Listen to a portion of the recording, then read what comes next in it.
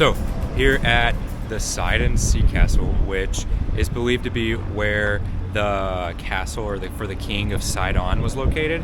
And if you're into biblical history, this is the hometown of Jezebel, who was the daughter of, I believe, Ethbel. If that's not right, I'll put a note in the comments.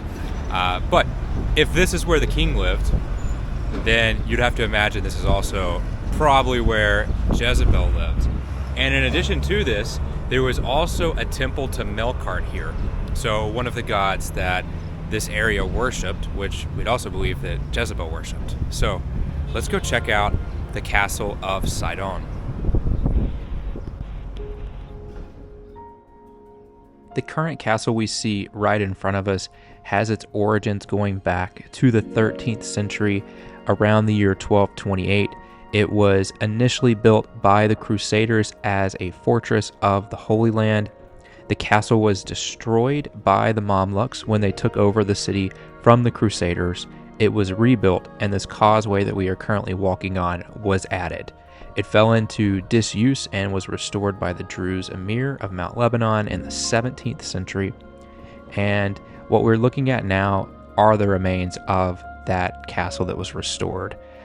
You can't see it now, but later on in the video, you'll be able to see columns and just pieces of structures that are related to prior periods. So some are Roman, and then some before that are even going back to the Phoenician period. A couple of things to note about the city of Sidon is it is located in between Beirut and Tyre. So Beirut to the north and Tyre to the south, close to the border with Israel, with both of those cities being roughly 25 miles apart. The name Sidon is more than likely a Phoenician name meaning fishing town, and this city has had many conquerors over the last several thousand years, including the Assyrians, the Babylonians, the Egyptians, the Persians, the Greeks, the Arabs, and the Turks. In the New Testament era, this city was visited by Herod the Great, Jesus, and the Apostle Paul. And in 2014, there was a survey taken that showed 93% of the city was currently Muslim, while 6.5% was Christian.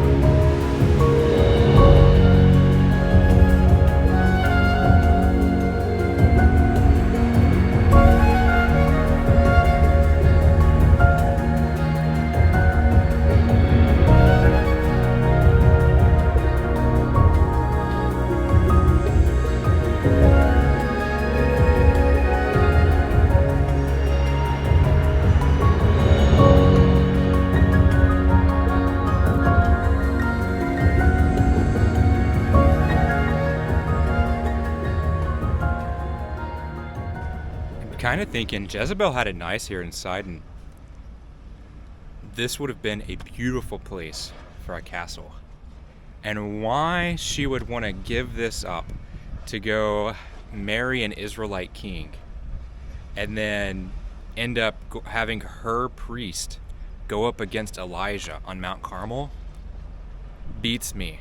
I mean, you are literally in paradise here in Sidon. And as we know from biblical history, she ended up being pushed out of a window and eaten by dogs. And if it were me, I think I would have just rather stayed here in Sidon on the beautiful coast, enjoying the sunshine, because look at this view. Who wouldn't want this view?